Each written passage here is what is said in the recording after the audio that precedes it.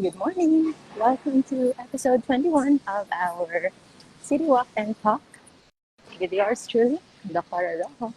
Kamusta po kayong lahat? How are you all doing? I hope you are enjoying this sunny Saturday and considering a productive weekend while at the same time doing the things that you love. Hindi lang puro trabaho. Weekends are special dito sa Pilipinas. Kasi yun yung holiday natin every 7 days. Meron tayong break in between. And it's up to you. How do you usually spend it? If it's up to me, kung wala pa akong trabaho ngayon, I'm not sure what will I do. Maybe do more on writing, on cooking, on silence, on time alone, and afternoon naps. Gusto ko talaga mag-afternoon naps. Everything at work, I don't mind. Pero yun yung gusto ko. Afternoon naps. Hindi ko alam if part pa yan ng genes ng Spanish descent natin as Filipinos na mahilig sa siesta, which is taking a nap every afternoon. It's really a good practice. In many communities na merong mga healthy aging populations, they are fond of afternoon naps actually. So, if mahilig kayo sa afternoon nap, as long as you feel energized right after, hindi yung sluggish kayo, it might actually be good for you. So, it's still a balance between resting and doing. Since marami sa ating mga trabaho, hindi ganun ka physically exhausting, then you can incorporate exercise. If it's physically demanding already, make sure na you get your adequate rest. Today is day 21 ng ating episodes. And also, kasabay nito is our 21st day din of doing our morning walk. Minimum of 5 kilometers. Actually average around 7 kilometers. Meron ng isang araw na tamang-tama lang talaga 5 kilometers because I have work like today. So I just aim to finish just 5 kilometers para hindi ako malate sa trabaho because early yung operation namin today. That one day na nakarating na kami sa unit namin, hindi pa umabot ng 5 kilometers. 4.9 pa lang ata. So yung ginawa ko, naglakad lang ako back and forth in the lobby, in the hallway, until na-finish ko yung 5 kilometers. So what's so special about 21 days? Because maraming nagsasabi na if you do something 21 times consistently, it is already good enough for you to make a habit para magiging ritual na siya. Magiging part na siya ng iyong day-to-day. So that's why if you want to add a new healthy habit sa buhay mo, or you want to learn something, or you want to improve something sa way of doing things in anything at all. May it be in your work, may it be in your creative side, or even in relationship. If you want to be kinder to other people, if you want to be more gentle, if you want to be more careful with your words, if you want to learn how to stand for what you want, baka si yes man and si yes woman ka na parati na lang umuoo sa lahat ng request ng lahat ng tao. Maybe you can practice saying no the kind way. What else do you want to improve? Maybe you want to add an extra self-care routine every day, like sleeping early or waking up regularly, or that, adding exercise or journaling, writing down your thoughts. So anything na gusto mong i-improve sa iyong buhay, you can start and then try to do it consistently for the next 21 days. And hopefully, after that time, it is already good enough for you to incorporate that in your day-to-day.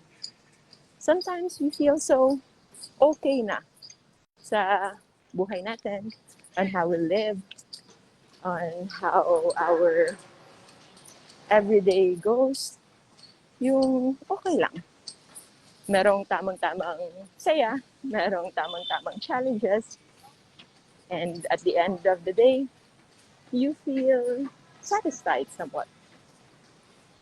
But if ever you think there is something that you can do more, then maybe you can start incorporating good habits and do it for the next 21 days. And that's even true with us. Actually, yung pag-morning namin na pagising, kahit pa hindi pa ganun ka-consistent yung time of the day, it's now a consistent time of waking up. It's just a matter of moving na lang. So maybe we can improve on that, but let's take our time. Hindi rin tayo kailangan mag-sobrang madali or maging super strict with ourselves because it's already good enough that we are looking for means and ways for us to improve ourselves. So, slow but consistent and persistent progress is better as compared to one big leap, pero you just fall back right after. Kahit very, very maliliit na steps lang, very little steps towards a goal, pero continuous, as compared to jumping, big jumps, leaps, pero from time to time, bumabalik din. That's why a slowly but surely route is always most often desirable. But of course, different personalities will have different takes. I, for myself, kailangan kong i-train yung sarili ko to enjoy the slow process. Because for those of you na kilala ko, nasa genes talaga namin yung pagiging apurado. It's from our dad's side na wants everything fast, everything, yun. Right then and there, nandyan agad. If you want something, all in agad. Go, go, go. And si Maming is not like that. She knows how to take caution, to think, to analyze. However, yung love niya sa amin, it gets the best of her. So even if she's not like that, she is an enabler. I-explain lang namin sa kanya why we have to do this fast, why we have to do it right now, at kailangan na talaga. At kahit pa alam niya minsan that we have to slow down, but because she loves us so much, she allows us. So, kaya ganon. And sometimes, meron ngang side effects of doing things very fast na abruptly. Kaya lang, most often, it's working for us. Like for those people na merong personality like etong medyo apurado. it's working well with us and because it gets things done. Meron akong mga loved ones that are somewhat very opposite ng personality ko. They want to plan things very well, up to the details. And it gets me frustrated sometimes. Because, minsan, I feel like kung nagdesisyon na tayo, like on day 1, even if that decision might be wrong, pero maybe on day 2, na-adjust na natin yon. And we already made the necessary correction. And we are already done with the task. Whereas if we wait and wait and wait and plan so much, minsan, nasa day 5 na tayo, wala pa ring outcome. So, that's the one. Although, I really know the value of making proper plans, anticipating challenges. But I think it's a matter of putting a balance again. So, this is where the beauty of putting deadlines sa mga bagay-bagay. Even if it's on the waiting side, even if it's on the decision-making side, even if it's on the betting side, you put a deadline. If it's for a project, if it's for a certain goal you want to meet within yourself, if it's related to one thing na gusto mong ma-achieve, gusto mong gawin, put a deadline and deal with it. Because it's only when you have a deadline that you can really push yourself into making a needle moving na decision. Hindi lang yung panay procrastinate lang, hindi lang yung panay delaying tactics lang, na later na. No? You have to put a deadline or else walang mangyayari. So if you have that one thing that you want to incorporate, just an experiment for this 21-day habit-forming activities, you can schedule a very simple task just so for you to get the hang of it. Hindi kailangang sobrang komplikado agad-agad. You can just start with very easy. Like, every morning, ililigpit mo yung kama mo. Maybe you are just jumping right out after kang magising. But this time, how about you fixing your bed? So that's just a very simple and easy task. But you can easily add that. Yung maganda sa fixing your bed in the morning, it's the first thing that you can do in a day that is right, and it can be the beginning of a snowball effect of all the good things that will happen on that day. So it's developing a good habit early on, and you will see na maybe after that, baka after mong maligpit yung bed mo, maybe you'll be in the mood to do some stretching. And then after some stretching, medyo mainit na, maybe you can already take a bath early. Baka noon, marami ka pang delaying tactics. But maybe you can now take a bath right after. Or prepare your cup of coffee or something warm. Yung iba, yung routine kasi nila, they take something in the morning before they take a bath. Kasi it helps them with their toilet routine. So that's also okay. Whatever will work for you. So those little habits you can slowly incorporate and build up from there. If I am to think kung ako 5 years ago, wala. Hindi rin ako nagliligpit ng bed ko. Hindi rin ako nag-exercise. Hindi rin ako gumigising ng maaga. And I don't even have an envisioned plan on what I will do specifically for that day. Parang whatever goes lang. Whatever will be, will be. And now I think I'm living a more purposeful day as I have somewhat a blueprint kung ano yung araw na I can imagine that I will have.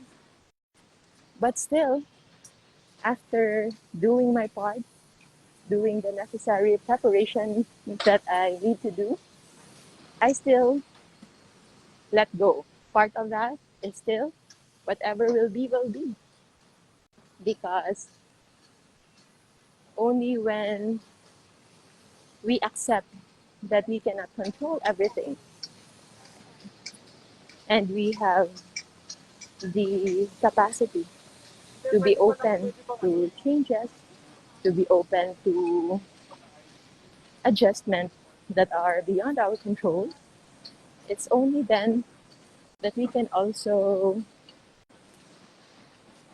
start to be truly open and happy, and also at the same time keep on improving. Because if all goes well all the time, if lahat ng plano natin ay parati lang nasusunod, then maybe we can have that too much boost of confidence na baka akala natin tayo na ang pinaka. And we know that's never gonna happen. We are just here borrowing our time. And all we can do is maximize whatever we can maximize in this lifetime, while at the same time doing our best and how we can live better lives. And hopefully, yung masasabi mo talaga na kahit pa isang maliit na dot lang tayo sa timeline ng mundo, ng mga tao, at least we've contributed something to make this world better. Kung hindi man tayo makakontribute towards something better, at least we don't inflict anything negative or anything bad. But of course, as humans as we are, yun nga, marami talagang parts pa din that we really do commit mistakes from time to time. And the important part is for us to realize whenever we commit a mistake, we recognize them and we try our best not to do them again and try to do better so that hindi lang tayo always nag-iisip on being the best or being better than others. But at minimum, it's just having a mindset of being better than our own past self. So there's no competition, no need to compete with other people. Yes, you can get inspired from others. You can gather inspirations. You can seek motivation sa iba to help you be better, to help you move more. But at the core of it,